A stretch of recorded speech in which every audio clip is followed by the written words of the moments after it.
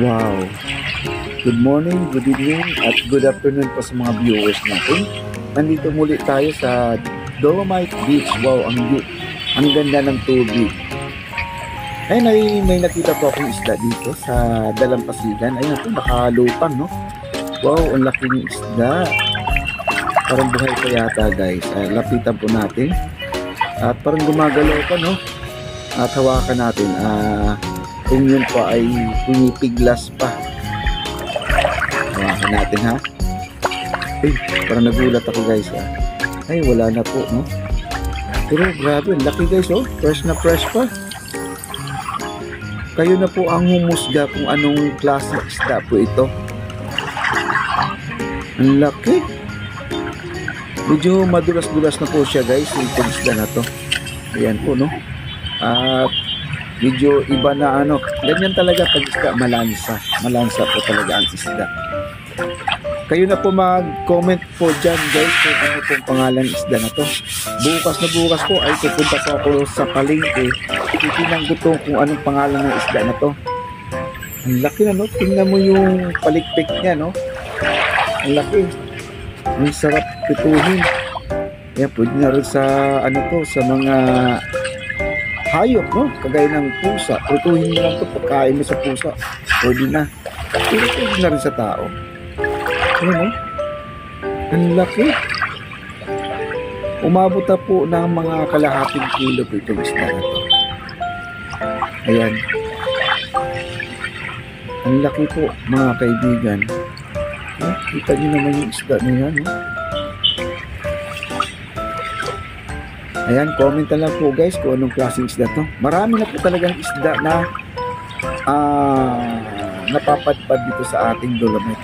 Kung ano-anong klaseng isda, no? Meron pang pawikan nga, di ba? Alright, guys, panoorin po natin hanggang sa dulo. Kayo na po ang mag-comment kayo dyan kung anong pangalan na isda na to.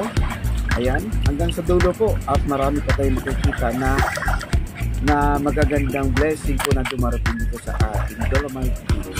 Hanggang sa dulo.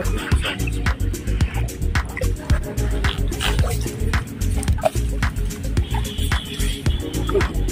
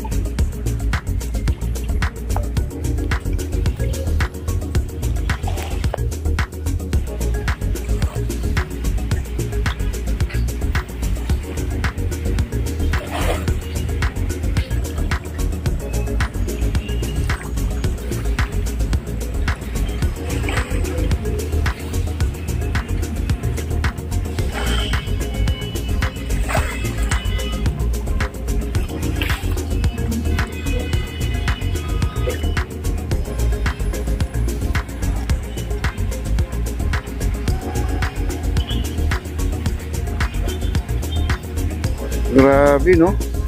Uy, meron pang isda dito. Ano to siya? Ano?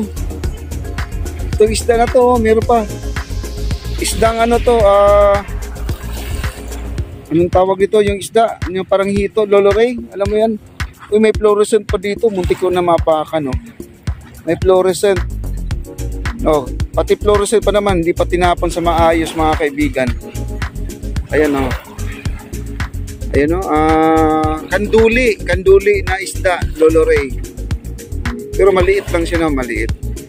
Ito pag lulutuin mo to, naku, maraming maulam ang mga pusa natin dun sa bahay, no? Pakuluan mo lang to siya, wag mo nang ihawin. Daming isda din pala, no? Kasi nag-iba kasi ang temperature ng ating dagat. Siguro yung mga isda na to ay, ayan, di na nakayanan yung temperature ng tubig, kaya bumibigay po sila, no? Kanduli yan, kanduli na isda. Ayan. At maglakad-lakad pa tayo, baka meron pa tayong makikita dito mga isda pa, no?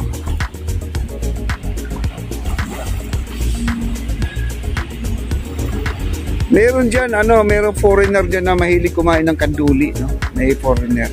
Paborito niya yung luto doon na paksiw, yung kanduli. Kasi more on talaga ang ating Manila Bay ay marami talagang maraming isdang kanduli dito. Ayan, puntahan po natin yung dulo, yung maraming yung tahong, no? Maraming tahong, titingnan natin. Kasi marami tayong basurang dumating.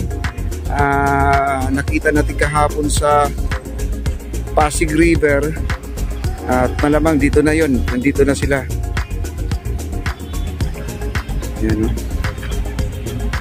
May mga basura na, no? Ayan, puntahan po natin yung ayan, no?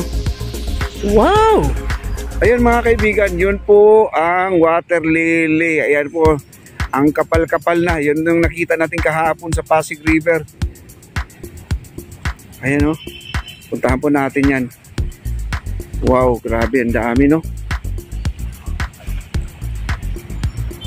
Ayan, no? Marami pa rin dito, oh. Alright, nandito na po tayo, oh. Grabe, ang kapal ng... Ay, hindi pala water lily to. Lolo Ray, Gracia. Ang daming kangkong. Pwede ka na kumuha dito ng kangkong, Lolo Ray. Kangkong pala to, oh. Kunti lang ang water lily. Puro kangkong. Grabe. Inaasam-asam ko pa naman, kangkong pala to. Hindi pala water lily. Ang dami, oh. Pwede na mag-ulam dito, Lolo Ray. Wow. Puro kangkong yan, Lolo Ray, oh. Oh. Eh, may talbos pa, oh.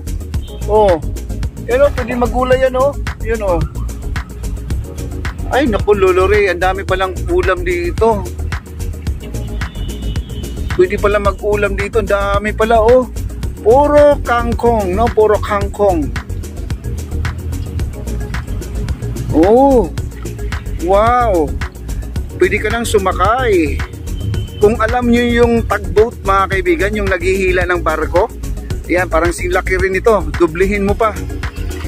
Naku, challenge to. Challenge sa mga MMDA, no? Mga Estero Ranger, itong mga basura na dumating dito sa atin. Grasya man siya sa tingin natin kung gusto natin, ha, kung pakikinabangan natin. Pero kung hindi naman natin pakikinabangan, ang tawag natin dyan ay basura. Ayan, dito pa sa likod, oh. Itong part na to, mga kaibigan, dito yung maraming tahong. Yan, oh, tahong yan, oh, tahungan yan, oh. Yan, tahong yan. Ayan, yun yung mababaw nandiyan na nakausli. Puro tahong yan. Kaya lang, dito sila sumabit. Itong mga kangkong. Kangkong pala to. May mga water lily, pero konti lang water lily, oh. Wow. Ano ba naman to, no? Di ko alam kung grasya or basura. Dami, no?